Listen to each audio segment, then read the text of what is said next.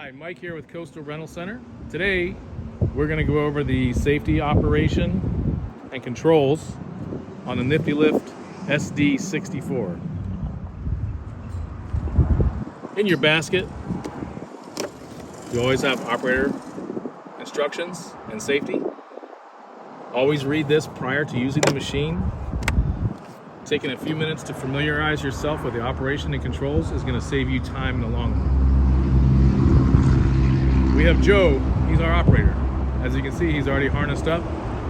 You must wear a safety harness when working in an aerial lift. That is OSHA regulations. Here's your lower controls. We're going to go over these in just a few minutes.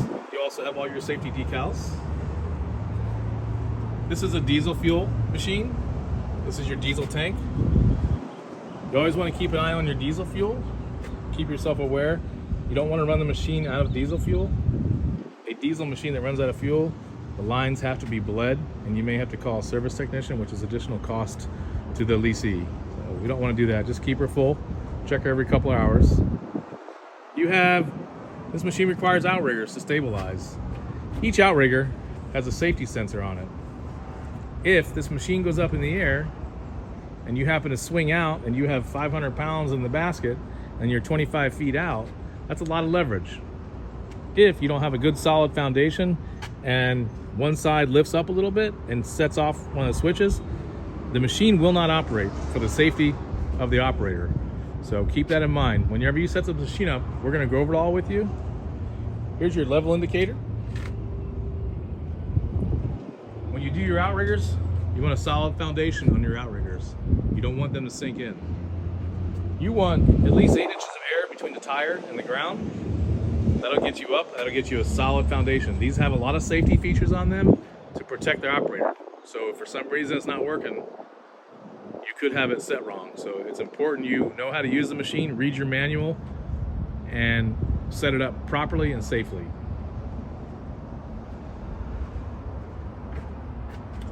This unit here, these are all fiberglass covers. So if you're doing construction or tree work, you don't want to drop anything on the machine. Always drop things away from the machine.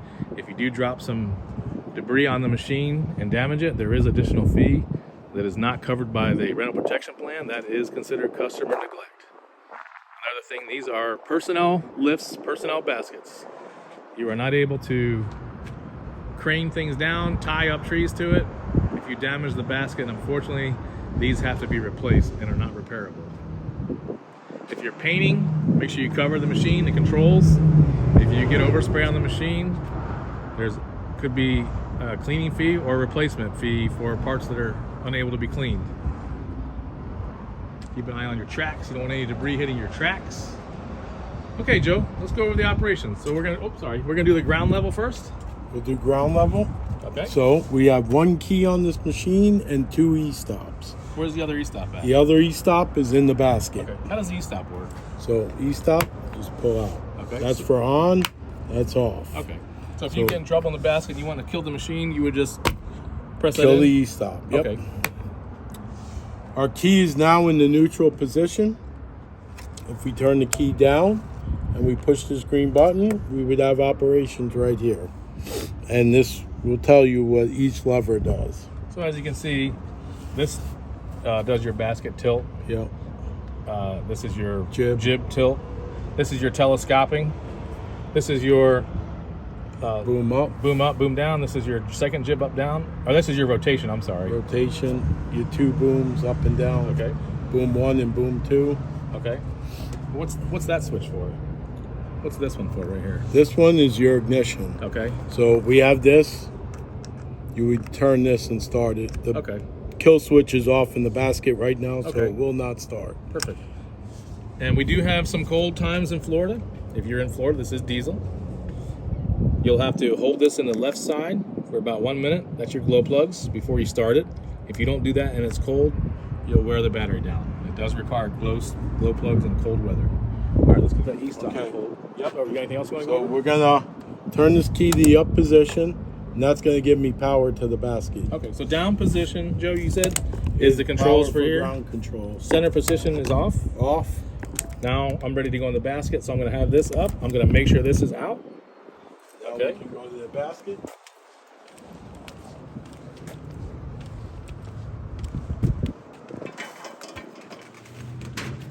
Like I said before, these are 500-pound maximum cage capacities. These are calibrated at the factory. These are unchangeable. If you do have more than 500 pounds, it does have a computerized system that will notify the machine, and it will not let you move. So it is 500-pound max, and it cannot be overridden. You'll see Joe hooked up his safety harness here. There's 2 points for safety harness, one left, one right. Do not hook your safety harness around rails. You have to hook your safety harness in the safety point hitch. You have an operator presence control. You step on that pedal, that tells the machine you're in the basket. Like I said before, here's your operator's manual. I would read that before you use it. A little bit of time is going to save you a lot of time in the long run. We'll go over some of the controls. Here's your second E-stop. Okay. We'll pull that up. Before we start it, these back here are your outrigger controls. These two are for your left side. These two are for your right side. Okay. Right here we have a driver control. There's a button behind here. You squeeze the button, forward, reverse, and your left and your right. Okay. Here is, this is only for traveling and loading on a trailer. What this does is this will bring up the boom without having the outriggers down. And that's so we don't bottom out the basket, and that we have ground clearance and also visibility when we're driving the machine. Okay. We have better visibility. So that's This only is for not transportation, right, Joe? Yes, only transportation. When you get to where you need to be, you lower this back down, and then we'll set up the outriggers. So if I have that up and I'm moving it around and I forget to put it down, will the outriggers work? No. Okay. Okay, so it has to be No, back down. it has in to a be stowed back position. down in the stowed position. I got you. Okay. This right here is your speed control. Obviously, the faster this machine will go, but we like to keep it down towards the turtle side of it. This machine does have a lot of power, and it is very fast, so we recommend keeping it on the low side, especially for loading. Yeah, that'll give on you a more trailer torque. and hill and being in soft ground. Okay. This is also a speed control, 1, 2, and 2, 2. 2, 2 would be for soft ground and for loading it on the trailer. If you're on a hard surface, you could go to 1, 2 and it will move slower. This is your ignition here. Again, we have the glow plugs on this side and the engine start on this side. And this is for crab steering. Mainly, you probably won't even need to use this, but this has the capability of 4-wheel steering. Okay, so 4-wheel steering if you're in a tight area. Yeah. And you needed to get up in between two buildings. Again, we recommend you practice. If you're going to think you're going to use the crab control, practice with it first, because it is a little awkward having crab control steering. Make yourself familiar. Also, then we have our controllers here. We have our basket swivel, our jib, our in and out for telescopic, boom 1, boom 2, and then to rotate the whole machine around. Okay, that's your turn rotation? Yes. Okay. So, All right, so I'm going to start it. I've checked my E-stop down below. I've checked my key switches in the upper controls. So now we want to start the engine. pull this, Pull your E-stop up. ignition. Once we're started, then we can tap on the pedal. So his operator presence will activate the machine auto idle up. And we'll bring down the left side just till it about So touches. your outrigger controls are inside here. We want to bring the outriggers down just till they touch the ground. One of the reasons for that is if you start to put pressure on the outriggers right now, the other side will go very slow. So bring them down so they're I just could- above touching the ground. If you bring weight and you put weight on them, like I'll do right now, No, just put weight on the left side. this side creeps. You don't want to do that. You'll see the speed difference once So the creep mode, it gives you more power, and it's going to be lifting the weight of the machine.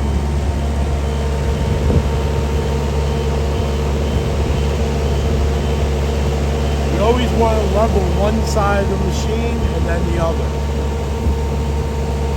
I know it's habit sometimes to randomly start lifting, but you want to make sure you have positive ground Joe's going to do the left side first. He's going to get weight on him and then lift the machine.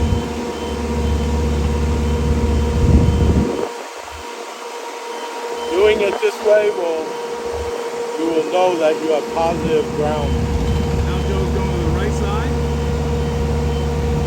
And now he's going to inspect his level bubble. I'm going to go down there and show you.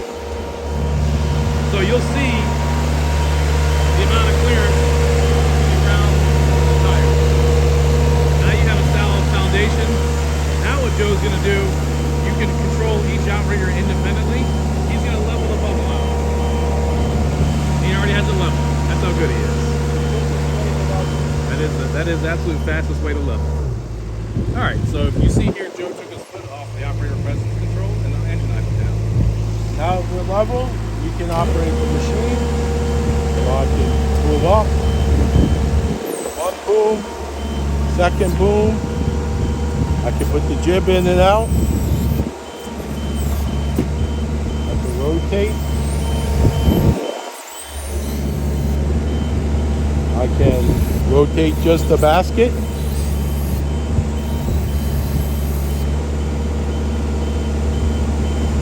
And that's it. Alright, so how do you shut it down, Joe? What happens if you shut it down right now? So if you shut this down right now, when you're working, you could turn this off. So you don't have to burn fuel. So you could be working up here, but once you kill it, you want to pull it back out.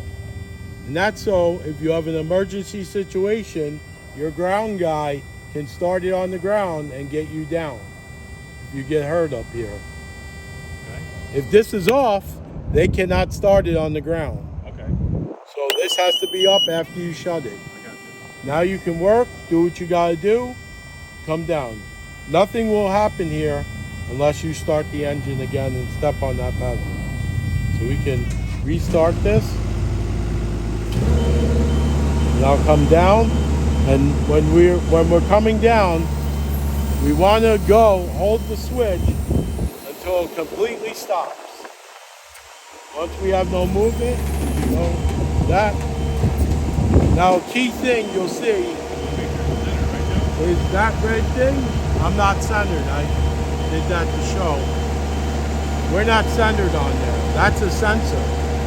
Now, if you're not centered on there, and you bring this all down, the outriggers will not come up. And that's because the center is not cut. So we'll work this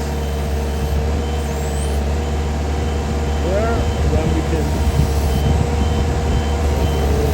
It takes a little bit of finagling, but you'll see the safety switch there has to be depressed. We're off. You see what he's doing here? He's pulling it down. Go ahead, show, Joe. He's making sure it's all the way through. Everything's stowed. All the way in. We're all on the sensors. Now we can bring up the outriggers. Now again, to do this safely, you want to bring one side up at a time. And you want constant contact with the ground, with the outrigger. Never let one outrigger come off the ground, because this thing will tip. Now we have contact on one side. Now we can go down the other.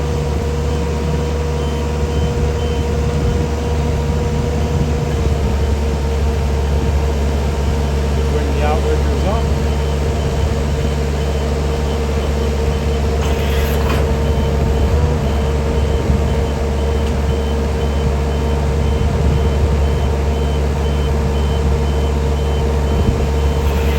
Now while we're here, I'll demonstrate. So we have the outriggers up, and we can bring this up for transportation only. And that gives you clearance for the basket, plus visibility over the machine. So you can still drive it when you're driving.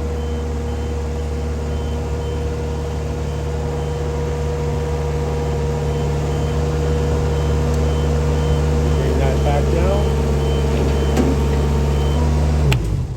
All right, Joe, let's go down to the lower controls again.